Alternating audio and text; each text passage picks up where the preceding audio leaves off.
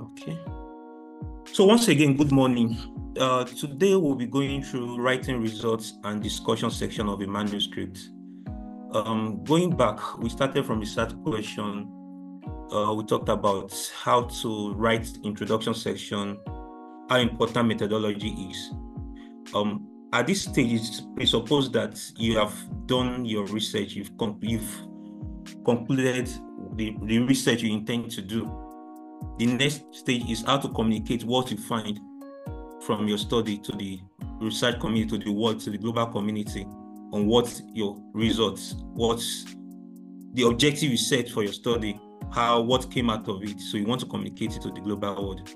And as Prof will always say, there's an ABCD of research, of manuscript writing. And if you do not follow it in that format, you will not communicate appropriately. So this is to help us communicate appropriately our findings. So the objective of this training is to understand how to present the resource section and how to do it appropriately. So when you are presenting research results, you are referring back to your objective. Remember that when we talk about your methodology, you must have set out an objective for your study, and your objective is derivable from your research question. So your results should also correlate. So when you are writing manuscripts, there is an interconnection between all the aspects of your writing. Your introduction will put to pay your research question. Your methodology should be appropriate to answer that question, and you must have set out your objective. And when you are not writing your result should reflect the answer to the question you start with. Then your discussion is explaining your findings to the global community with respect to what you've done. So all aspects of your manuscript writing are interrelated, and when you are writing, you should always look back to be sure that each aspect is communicating with the other, is connected to the other. One aspect should not stand alone. Now, the results start with describing the variables of interest. What are the variables you looked at in your study? What are the independent variables? What are the dependent variables? What are the confounders in your study? And what were the things you find? Then you want to see how these variables interrelate. That's the next thing you are supposed to do in your results section. How does your dependent variable interact with your independent variable? I'm making an assumption that I understand what these terms mean, because I'm sure we've talked about them in the past, but just to emphasize, your dependent variable is also your outcome variable, while your independent variable is your exposure when you're talking about observational study, or your predictor when you're doing inferential statistics and all the like. So your outcome, your dependent variable, is what you are looking at for. That's what your objective, what you're trying to look for in the study. While the independent variable are the things you think are influencing those things. So after you've stated a description of what the different variables are in your study in the first paragraph or the first two paragraphs, the confounders, the independent and dependent variable, the next step is for you to describe the association between these two variables. Are they associated or are they not associated? Then the next step is for you to do an inferential analysis of this of your finding. That's your regression analysis. So it's a stepwise thing. You start from telling us what the descriptive variables are of the description of your variables. In the first paragraph is when you are telling us, these are the characteristics of the two arms of the study, whether there is a significant difference between the variables you study, especially when you are doing comparative study. You want to be sure that you're not comparing apple to oranges. The two things you are comparing are comparable before you start the comparison, before you now start telling us whether association exists or not. Of course, the results section, and again, when you are going to write, when you start writing manuscript, it's important for you to have an understanding of the journal for which you want to submit your manuscript. Some actually say that the process of writing a manuscript starts from selecting the journal you want to submit to. You should actually familiarize yourself with the journal you want to submit your abstract to, your manuscript too before you start writing. The reason is that different journals, yes, the framework is the same for all journals, but the different journals have their specificity in terms of how you're going to write it. For example, the word count varies for different journals, so you need to know what the journal you are writing to, what their specification is. You must know that writing, there is something called writing in the Hemmings way. Hemmings, Hemming ways. Hemming is a renowned writer in the 18th or 19th century. Conciseness of writing is as important as what you write. Scientists do not have the time. Scientists have a lot of things in their hands, so you don't need to be verbose when you're writing. Each word you write in your research should convey a message. So if you are putting a word in your writing and if you remove it, the message is still being passed, then that word is actually not necessary. So again, while we talk about writing in a concise way, the result is actually the shortest part of the writing, because what you're doing in result is you're just stating your findings. You're not elaborating on it. You're just stating it the way it is. And each paragraph should speak to an outcome, like I've mentioned earlier. And when you carry out your study and you find out something not one of your objective, don't get distracted about it and start telling us, oh, this is the finding we find there, and going into details of those other findings. The focus should be on what you intend to write. Some will say when you're paragraphing your results, you should pick each of your objective and write about it. So that way you know what you're writing in your results section. So each paragraph talks to an outcome. But if you have an outcome that is interrelated, you can actually combine two outcomes within the same paragraph. But it must be clear that each of those outcomes are being discussed in this paragraph. But if you want to pick it one after the other, it's fine. So each paragraph can be to one finding. Yeah, I've spoken to this, that you must only report on what your study objective states from your methodology section. Problem I usually find when I review this dissertation for Part 2 resident and many of our younger colleagues, you don't have to have tables for all your objective. Yes, you may have one figure talking to one objective, another table, but to have 10 tables in a dissertation is far too many. 5 tables is enough to capture whatever you want to capture, or maybe one or two figures to add to it. So you don't need to put a lot of tables in your write-up. 2-3 tables should do, but at most 5 tables should do. Again, your journal will oftentimes specify what they want. Then a table is a communication on its own. When you have your table, what I often tell people is, when you have a table, cover the other aspects of your study, of your write of a manuscript, and read the table alone. Can the table on its own explain the message you are trying to pass? If that table cannot pass that message, then you need to retweak that table to ensure that it's passing the message it intends to pass. So a table should be a standalone, it should be able to be read alone.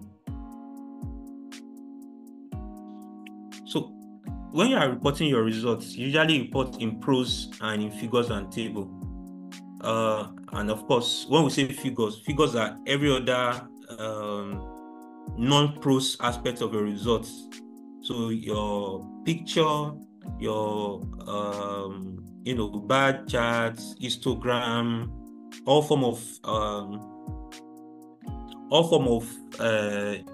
representation you have in your study, in your research work, is your figures, and they must be attractive, let me say, or appealing to your reader. You don't want to put a table that is so crowded, a figure that is so crowded that does not pass a message, or a table that is so long and is so monotonous that persons looking at it cannot actually catch or pick the message you're trying to pass across. So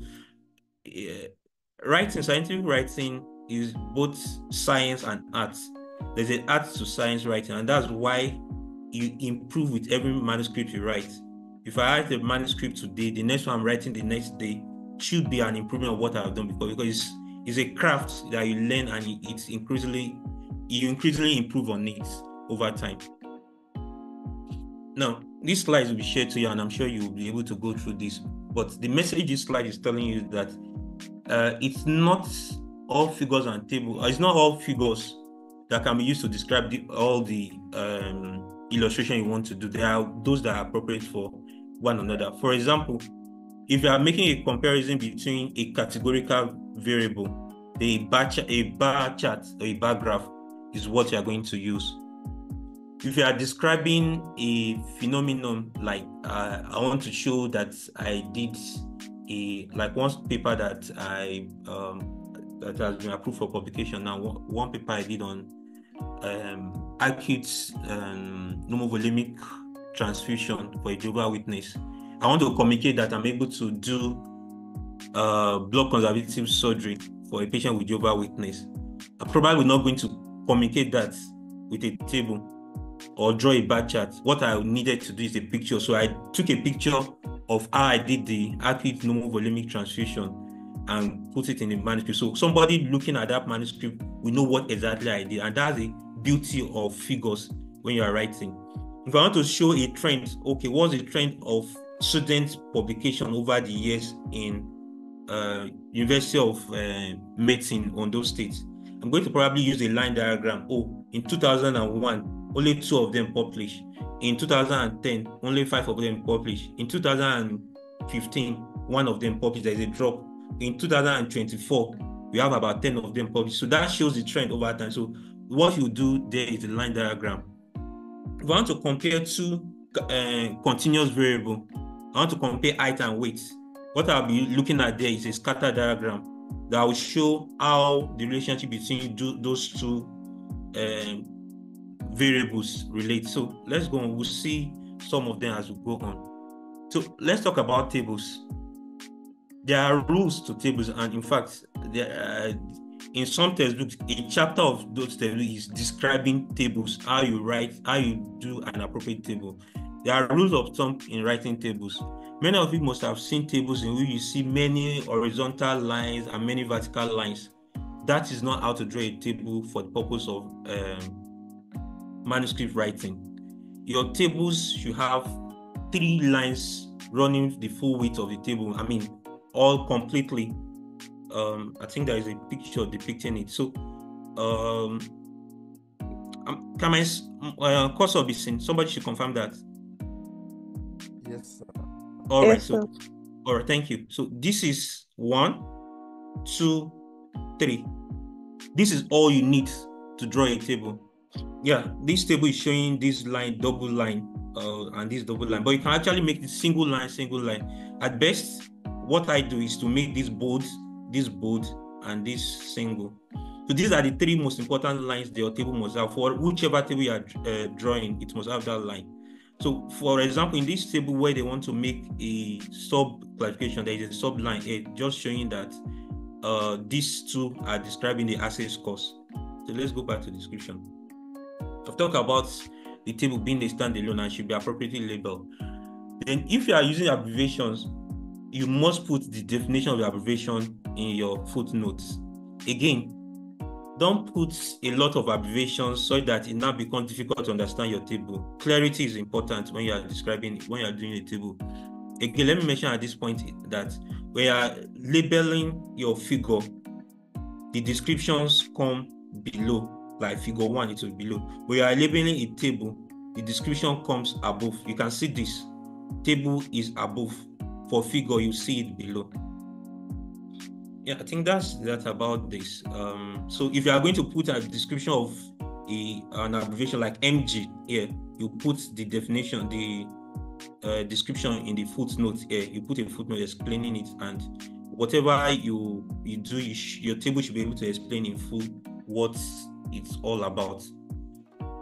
Now, again, when we are doing table, usually you put your exposure on the row and you put your outcome on the column. So this is the column. This is where your outcome should be, and this is where your exposure should be, where I'm doing a cross tabulation. But there are times in which the number of factors, the number of orders of things you are studying are quite your number of outcomes are quite so numerous. So you have so many outcomes you are studying, and the table can go long this way. So sometimes you use your initiative to reverse the trend, but normally, as a rule of thumb, your exposure is on the row, your outcome is on the column, but there are times you make a modification and convert like is shown on this table. Again, this is just putting to the things I've mentioned, that you must not be vague in your description. You must be clear in what you are explaining. Now, again, there's something I need to mention. When you put figures in table, your units should be mentioned, maybe in brackets. What units you are using to measure should be mentioned. You don't put units within the table here and put 4 milligram, 4 milligram, 4 milligram. No, you just put the unit here. Also, when you are making comparison, sometimes when you're making comparison, and this is not so important, and you have 0, 0 in it, if there is no outcome in it, you may not necessarily put that figure. But if you want to emphasize that in your table that this variable did not have any outcome, you may put it there. But if it's not so important, so you can put it up. For example, I'm doing a study and I'm doing social demographic. I put married, widow, divorced. No, don't let me use that. Let me use gender. So I'm using non-binary, forgetting how they use those terms now. But the point I'm making is that if all the gender you have is male, female, and no other forms of gender, you don't need to state and put 0, 0 in it because it's not important. You just put the important one. Line diagrams, I've mentioned, it's used to show trend like is shown here. And you must annotate your line diagram to show what it's all about as is shown in this. Like I mentioned, it's used to show continuous variable, continuous data. And this is bar diagram. Yeah, there are different types of bar diagram. There is horizontal bar diagram and there is vertical bar chart. This is a vertical, this is an horizontal, this is a vertical. The vertical can be composite, like you see in this one, in which different groups are grouped together and shown how each bar works. So this group A, how they perform in different of the blue, is this cyan, or what color is this? Then the green, showing what each group does. So by looking at this picture, I can make an inference of what happened within the stock, whether they have in stock, whether it's purchased or sold in group A, B, and C, and D. And that's what it does. So you use bar chart for categorical variable. Never use a bar chart for a continuous variable. It's not going to communicate the message. So again, when you're doing intervals, you probably want to do a vertical bar chart. If you are doing a nominal, you may want to do a horizontal bar chart shown here. So let's talk about pie charts. Pie charts are something that we've been using even right from our secondary school days. It's something so common with us, to us. The essence of using pie chart, which you should understand, is that it is not to make comparison. I mean, to compare two groups. Yeah, there are more advanced way of using pie charts where you can bring in different groups, but essentially you don't use pie charts to make comparison of two groups. What you use it to do is to show what proportion one aspect is taking compared to others. So if you want to show a part of a whole, pie chart is what you use to show it. So I want to show that 1/4. How many people are in the class now? I want to show that 99% of the participants in this fellowship program are in class. I can use a pie chart, so I'll show that majority are around, while only a few are not around. But again, you must be careful when you are using pie charts. Again, this knowledge, this thing comes with experience. So if I have only 0.2% of people absent from class, and I use a pie chart, it's going to consume that 0.2 that is going to appear like everybody is present. So you may probably want to use another form of chart to convey that message. But if you want to show, 25%, like this chart that is shown here, it's clearly showing what proportion. So by looking at this, I know that the people that came most to class, that appeared most in the NBA championship are others. They are not this category. But if I want to pick a specific group, I'll say Los Angeles and Minneapolis Lakers are the ones that appear most in the championship. So that's the essence of using a pie chart. The pictogram, everybody knows what a pictogram is.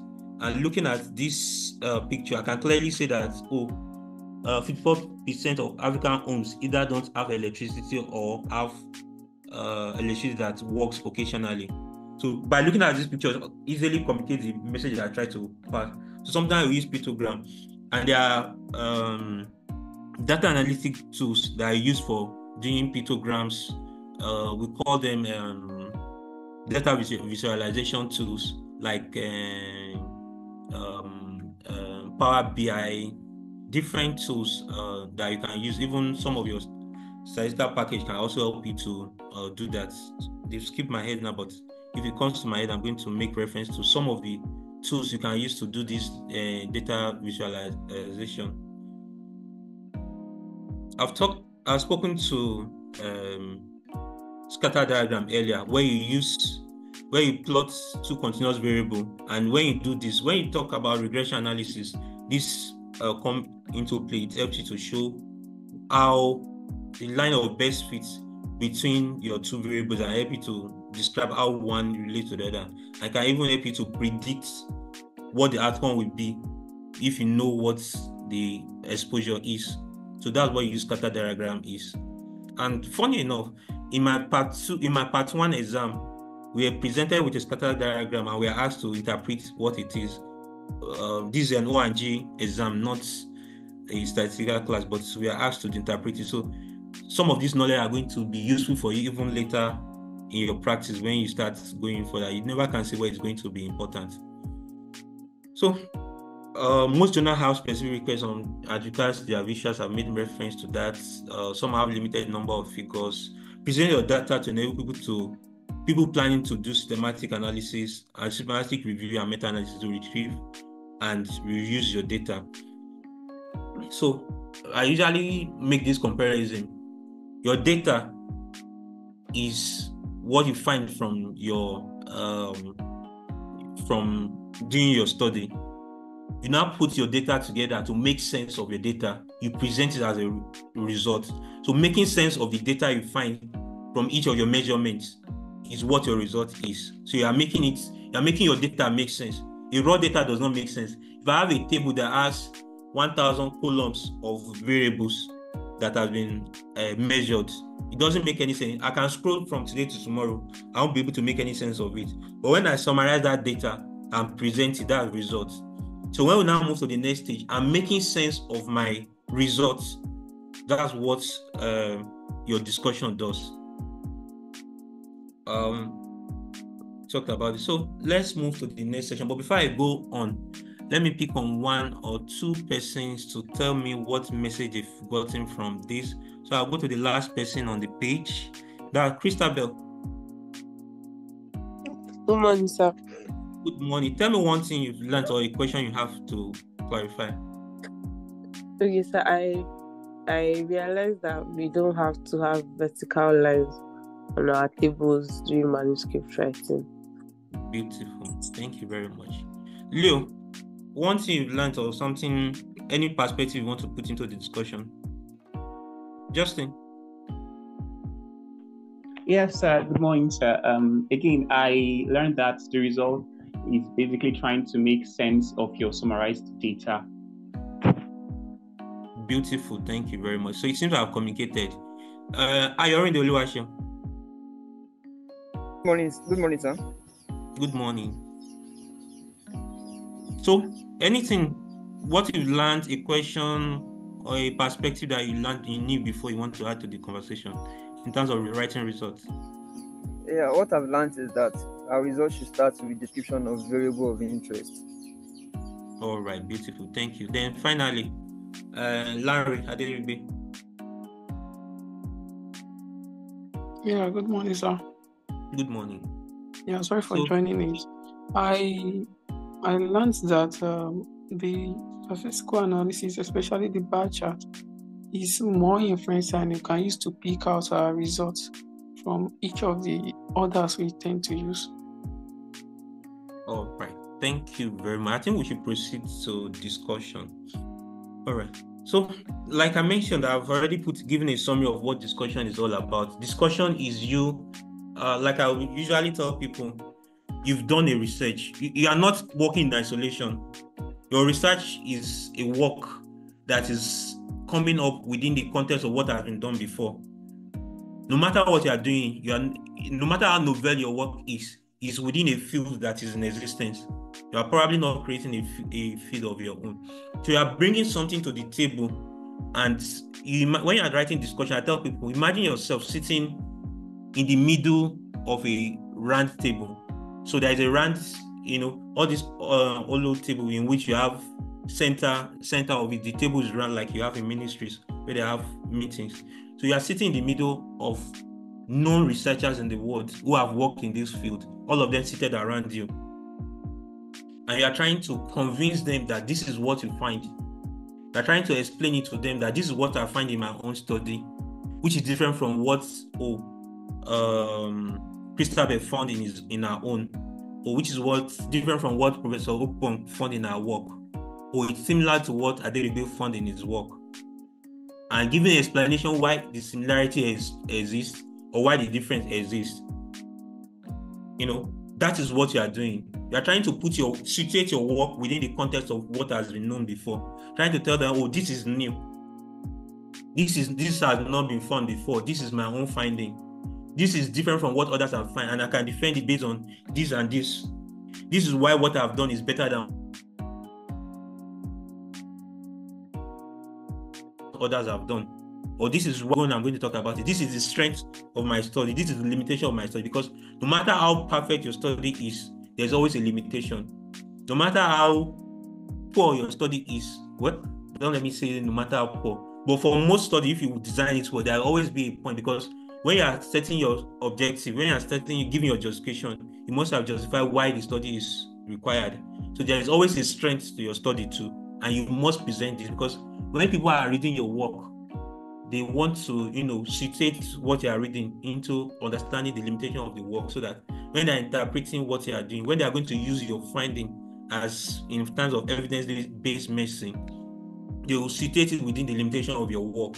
So if probably you did your work within the context of a rural area like Irua, where I am, I must state it clearly that this finding is limited to a rural area, so that I won't go and be using it in Lagos, in Lekki, and assume that it is interpretable within that context. So that's what your discussion is. So with this, I think I'll summarize this question. I may not need to go through it, but let's go into the details of it, because there are, like I said, like Prof always say, there is ABCD of each of the aspects, and let's look at the ABCD. People will tell you that discussion section is one of the hardest to write, because it's in the discussion you actually show the world that you are an expert in this field. It is in discussion that you communicate to your audience that you actually know what this work is all about. That is where you bring your knowledge to play. It is when you put your inferences into your finding, trying to explain out what your result is. So, for example, I find out that tall people often use glasses. So, in my study, I find out that height of more than 1.7 use glasses. Proportion of people that use glasses, or relative risk of using glasses, is 1 point, or let's say relative rate of using glasses for height of more than 1.7 is 2, which implies that they are 200% times more likely to use glasses. So it's when I get to my discussion is when I'll not explain that, people that are tall, they have, this is factual, I'm not an ophthalmologist, so don't pick the message I'm passing, don't take it hook, line, and sinker. I'm just illustrating and cooking up something. So I said, in my finding, people that are tall are likely to use glasses, and this may be due to the fact that their eyeball are usually shorter, so they have short-sightedness and they may need this. And this is similar to the finding that Leo find in JOS in 2013. And so if you not have that knowledge, that background knowledge, you will not be able to do a good discussion. So you must have a good knowledge of the area where you're writing in order to be able to communicate the discussion presently. So your ingenuity, thought concepts are reflected here. Your hypotheses are developed and the content promotes future research. This is from the discussion section. You are going to be able to promote that, further research should be done in this aspect to further validate this hypothesis I'm generating from my discussion. So from a discussion, that is where, if you want to, do further studies in a field, one area you should go to is to go and look at the discussion. That is where the scientists are going to propose, these are possible explanations which you may want to further do a study to validate or invalidate, as the case may be. So the first thing you do when you're writing your discussion section is to give a summary of your finding. Again, you are not repeating what you have in result, because that's what many people do when they do discussion. You don't bring back all your results and come and dump it in your discussion section. Your first paragraph is just to summarize, based on the objective you set out to do, put a summary of what you find in your first paragraph. The next thing is to, again, let me speak to these next two lines, because you may find something contrary in some other lectures that you may have heard. Your strength and limitation of study is the paragraph that should come after the summary of a finding. And why is this important? Before I attended Prof's lecture, in fact, in my part 2 dissertation, my limitation came just before conclusion. And that's why what you see some other people do. But Prof's explanation for why this should be here is what I want to give you. Strength and limitation of study is important to come early in your discussion, because it gives you the opportunity to put this in your mind when you are reading your discussion of the findings. You already know the strength and limitation of the study, so that once you are now reading the other aspects of the discussion, you put that at the back of your mind. If Lawal says that tall people are likely to use glasses, yes, he has mentioned that there's a limitation before, so I will interpret this discussion in the light of the limitation I stated. But if I put all my findings, discuss all my findings initially, then at the end of the day I bring my limitation, then I may not be able to, it may be difficult for me to go back to now relate those limitations to the finding I've discussed. So that's why strength and limitation should come early. And when you go through reporting guidelines, I'm sure Prof told us about reporting guidelines previously. The consult statement, the spirit, the arrive, there are more than 100 reporting guidelines. So for each of those guidelines, you will see that strength and limitation are usually earlier in discussion section. And I think this is the format you should be taking when you're writing. So I've explained the meaning of your findings, that's what you do. And again, when you're writing the meaning of your findings, you do it in the context of your objective, in the context of what is stated to find out. It is after you've done this, before you now start talking about things that are surprising finding, discuss your surprising finding, unexpected finding, conclusive result. You must have discussed the main thing. Then at the end of the day, you suggest future research, then you conclude. What should not be in your what are we doing for time? Okay, we still have time. What should not be in your discussion session is bringing back your data or your result. Your result section, like I mentioned, like repeating your result section, then bringing or discussing a result that you've not talked about in your results. Some people do this. What you find in your result is a different thing. Then you now start discussing a different thing from what is in your result. You should not do that. You should not make sweeping statements. So in my study that I did just in area A, I find that top people use glasses. And now in my discussion, I say that globally, top people are likely to use glasses. That is not what my study is about. My study is about top people in area your discussions should relate to your target population. You should not make a sweeping statement that is not derivable from your findings should not be done. And you don't start picking things from different areas just to make your discussion bulky, things that are not related to what you are doing. You should not do that. Then some people do this. Your study, describe A, and when you're not concluding, you're not making a conclusion that is totally not related to what your study is. Yes, it may be plausible. Your conclusion may be plausible, it will make sense. I'm trying to bring up an example here to explain what this is. So I did a study that shows that taking eating of say junks. Okay, let's say eating of gala. Let's say my study is on gala and abdominal fat. And I said in my conclusion, and I said eating of all form of junks will result in increase in abdominal fat. Meanwhile, what I focus on in my study is just use of gala or sausage roll and abdominal fat. So bringing all form of gala, all form of junks to my conclusion is not supported by my data. So you must not bring into conclusion what is not supported by your data. Your data must inform. So like I mentioned at the start of the conversation, everything in your study must interrelate. Yeah, I've discussed this, link the findings together. I don't treat findings as though they are independent of each other.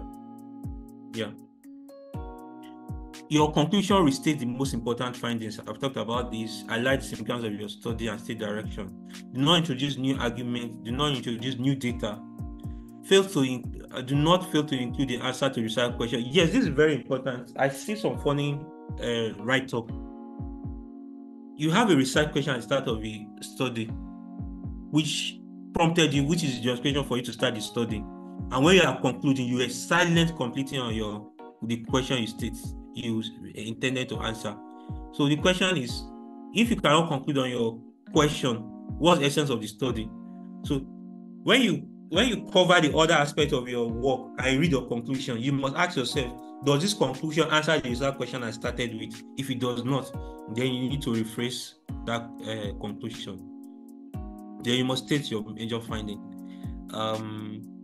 In conclusion, discussion is what makes your paper quoted. So if your paper will be quoted, is the quality of your discussion that you give that will determine how well quoted your question will be. Your understanding of the study findings results in new hypotheses and propositions. So this is one of the two reasons your research is quoted. The most powerful reason for your research is quoted this is one of the two reasons your research is quoted, and the most powerful reasons your manuscript remains quoted for many years. So if you go to seminar papers and you see them being quoted 100 times, 1,000 times, because of the quality of discussion that has been done. Your discussion must tell a story. I've mentioned this earlier. You are telling a story to the world, and you must do it in a concurrent way. Each paragraph must be interrelated with the other. So there must be continuity of your flow of thoughts from each of the paragraphs you are bringing in your discussion. Your discussion should be reflective of your study design. You cannot be doing let's say just a cross-sectional study and be making inference on causality. That does not explain. So you cannot be discussing that this will result in causes this from a cross-sectional study. So your description, your study, like I mentioned, everything must just interact and interconnect all aspects of your study. We mentioned earlier, your discussion should give a new direction to the reader. And when I want to, come up with a new study, sometimes I just go to the discussion of a study I've read and see what they've highlighted as future research direction. Thank you for listening, and we'll entertain question and conversation going forward. I'm sure Prof will go through the slide, and also if there are things to add or correct from what I've mentioned, she's going to pass the message across. One other thing I want to mention is when you are doing your discussion, there are sometimes, especially for beginners, you find it difficult to interlink your different sections. There are tools you can use to do that. I'm going to share that in the group. There's a Manchester phrase book that gives you phrases that you use to connect each of your paragraphs together so that they flow together. When you are doing the discussion, this phrase book is very important to help you link your thoughts together. All right, so by show of hands, I would pick questions and comments so that we.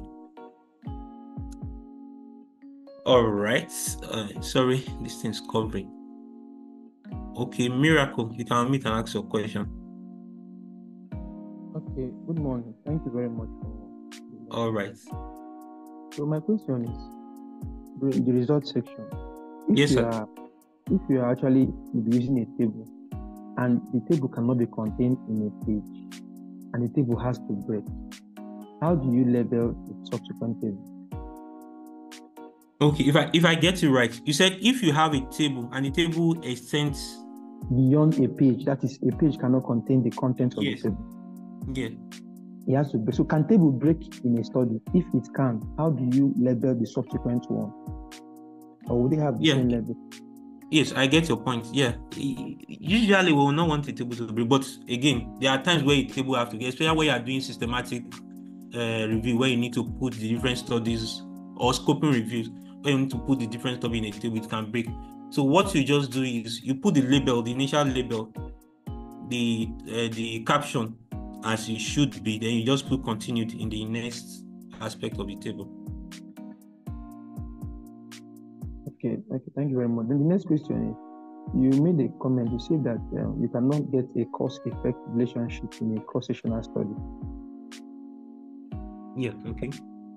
So you cannot talk about causality in a cross-sectional study because for as part of the characteristics of what's it called? Cross-sectional study, you are taking the exposure and the outcome at the same time. So you cannot say whether it's the geese before is the egg before the chicken or the chicken before the egg. You are checking the two at the same time. So you can't really say which one comes first, which one results in which one.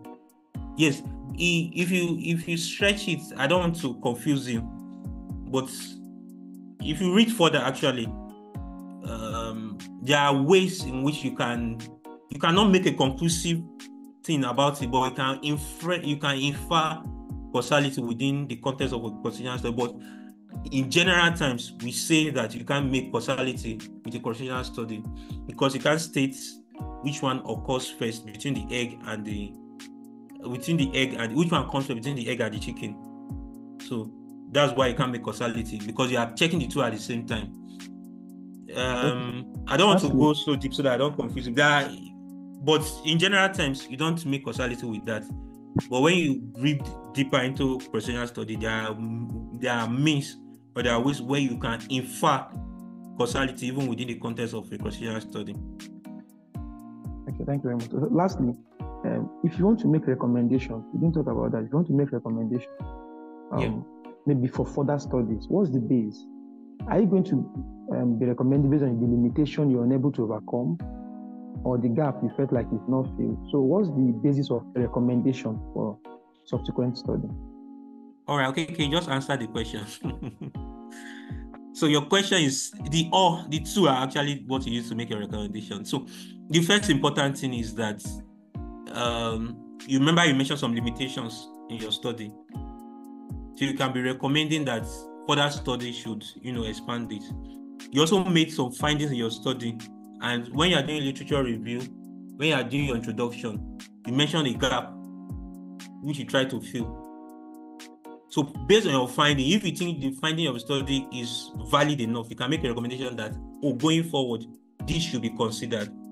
Usually, practice do not change with a single study, but a collation, a systematic review of different studies can come together to inform practice changes. So you can make a recommendation that, maybe in the future, they should look forward to changing practice from this, what is being done based on this finding, to this. Scientists are conservatives. you don't say going forward, because like my part two study was on using vaginal cleansing with antiseptic agents to prevent wound sepsis. Yeah, I found something significant. I cannot say based on my study going forward everybody should be cleansing vagina with antiseptic agents, but I can say this can be considered for prevention of this. That was my recommendation. That's one of my recommendations. Now, when a collection of different studies like this come together, people do systematic review, it can now inform guidelines and say, oh, going forward, this is what you should be doing. And funny enough, or coincidentally, about a year after I concluded my study, there was a WHO release. We recommended that vaginal cleansing with my antiseptic agent should be done going forward. So I didn't publish my study at that time, so it didn't inform it, but I'm sure different studies have been done informed that. So your recommendation, you are talking about what should be done going forward based on the gap you identify in your research question, what should be done to improve your study. Those are the things your condition will cover. I hope that answers your question. Yes, sir. Thank you very much. All right. Thank you. Larry. Good morning, sir. Thank you. I have a question, and I want to ask, when discussing, is it necessary to talk about the sampling bias? And how can we eliminate that if probably it exists? Yeah.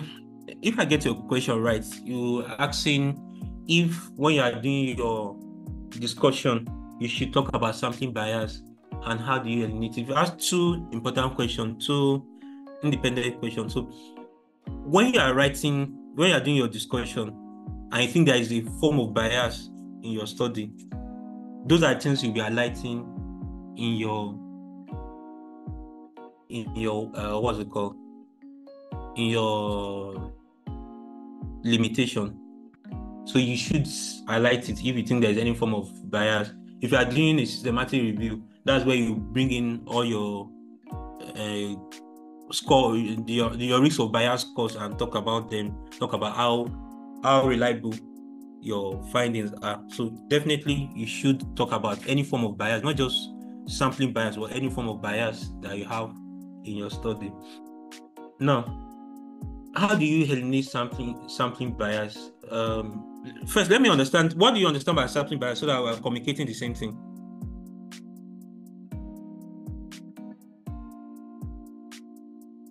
Are you there, Larry? Okay, let me just explain for another.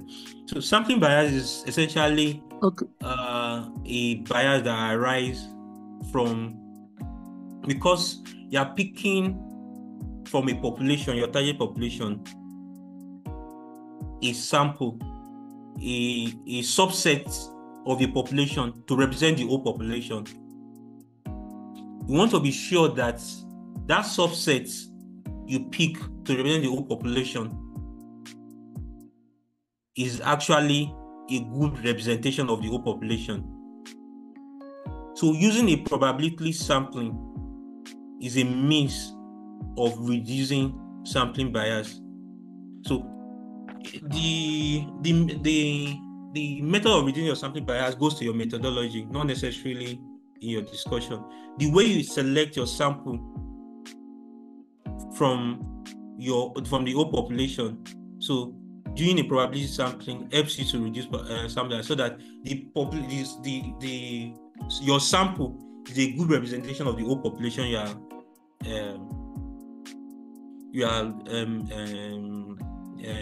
are studying. And that's different from selection bias. That's why I asked you to be sure what you are referring to. Selection bias is if you are comparing two groups, you want to be sure that you did not inadvertently or purposely select a group so that A is likely to have a positive outcome compared to B, and at the end of the day you have a positive result.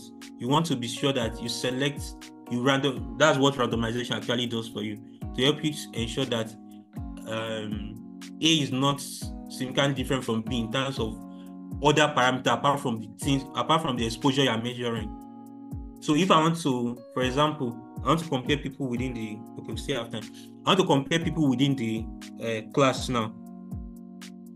and I want to make a comparison in terms of gender. No, let me use gender. I want to make a comparison between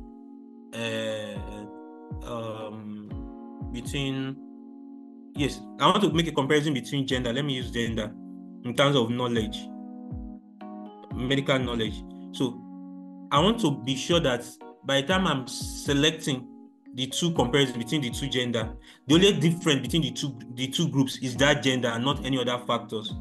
That's what selection bias is trying to correct. For example, if I select 2 males in 600 level and I select 2 females in 400 level, and now compare the two in terms of knowledge of medicine, and at the end of the day, and I say males are more knowledgeable than female, there's a selection bias already in my comparison, because there are other factors that differentiate the two groups beyond the exposure that I'm trying to study. So that's what randomization helps you to do. Another form of, if you are doing observational study, your propensity score matching will help you to, try to balance that, and other form of correction of selection bias. I hope that explains it. I hope I didn't make it too complex. Yes, sir. All right, thank you very much. So any other question? Okay, Grace.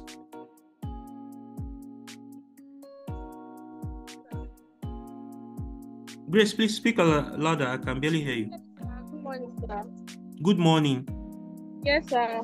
So please, I wanted you to kindly re-explain the scatter diagram. I didn't get the concept well. Okay. Like the All right. explanation. Thank you, sir. Okay, I'll go back to it. Okay. All right. Okay. Any other questions? I think I should just, let me be related questions that I don't go back and forth. Any other one?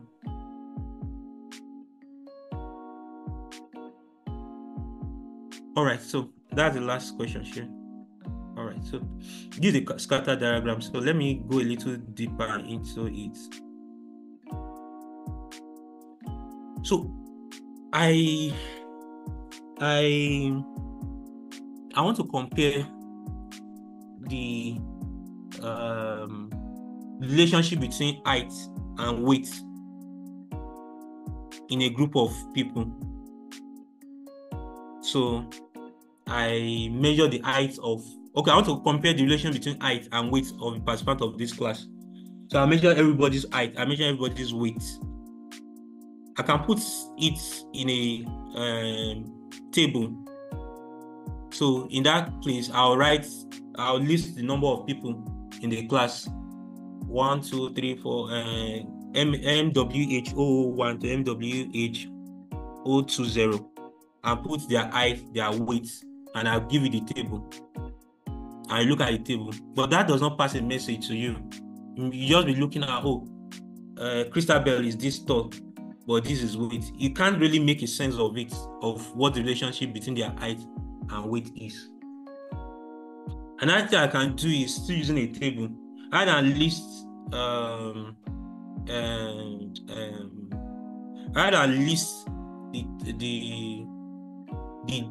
variables, the data of the height and weight in that table. I can decide to plot a graph of their height against the weight. So by doing that, look at this diagram now. This is using eruption duration. I don't know what eruption is referring to here, but imagine this is weight, which I understand. Imagine this is height, this is weight. So for somebody that's weighing 2 kg, so let's say Sarah is weighing 2 kg, her height is this. Nasser is weighing 4 kg, is weighing 2.5 kg. This is height. Who else now? Leo is weighing this is weight. So you plot everybody's weight against their height. So to give you a scatter diagram, you just have a diagram, a point dot along it. So when you have that, you can use the statistical package to do that. You can use statistics to draw a line of best fit along this scatter diagram. You can see a pattern that it follows. For example, first you can see whether there is a correlation. Does the height and weight move in the same direction? So like in this one now, there's a strong positive correlation. So with each height, there is increasing weight. So we can see there is a positive correlation, and you can see the direction. This one, there is a weak positive correlation. Yes, it's increased, but not at the same rate. This is a negative correlation in which for each height, for every tall height, there is a small weight. So that's the essence of scatter diagram. And in this one, there is no relationship at all. So with this, let's say, for example, let me use this now. So let's say there is a new person that comes into the class now. I can say if the height is this point, I can say this is what the weight will be. So that's what scatter diagram helps you to do. When you start learning regression analysis, you understand better how all of this comes into place. This correlation will give you your R, which is the strength of your correlation. It tells you the magnitude and direction of your relationship between the your two numerical variables, how the two of them are related. Then when you do your regression analysis, you give your R square. So you can use it to predict what the future will be, or you can use it to predict the effect of change. So if this changes from this point to this point, what will be the effect on your Y variable? But in essence, the important thing to know is that your scatter diagram is showing you the relation between two numerical variables. Does that make it clearer or make it more complex? Are you there? Sir. Thank you, sir. All right. Okay. So we just have 3 minutes more to. Any other question, clarification? Let me pick somebody that has not spoken to. Just tell me one thing. Okay, Taufikat. Just tell me one thing you learned from this class. You have 3 minutes. Good morning, sir. Good morning. Yeah, I heard that. I learned that for the data visualization, you can use tools like Power BI to make the data more understandable and easier to understand. Yes. Okay. I'm still trying to remember other ones. Does anybody knows of other ones? It just keeps my head as I'm speaking. There are many ones. Data visualization tools. Even R can help you for data visualization. Is it Tableau? Tableau. God bless you. Yeah, Tableau. Tableau is one of it. Yeah. All right. Let me pick on somebody that has not spoken again. Henry, one thing you've learned.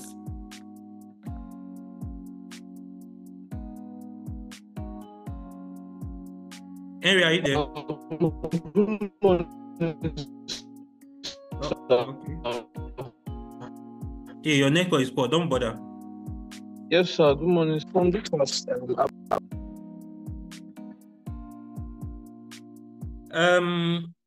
I'll give Emmanuel the last. Emmanuel, one thing you've learned.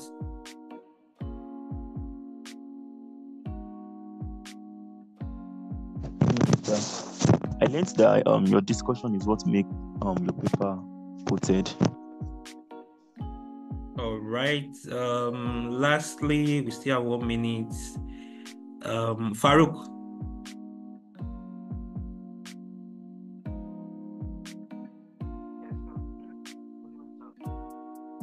Farouk, I can barely hear you.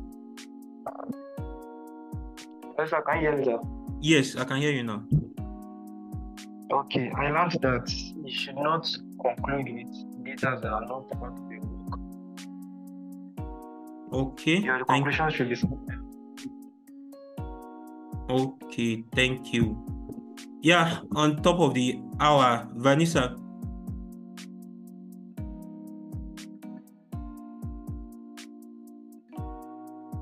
Hello, sir. Yeah. Hello, can you hear me? Can you hear me, sir? Yes, I can hear you. Go ahead. Mention one thing you learned. Hello, sir.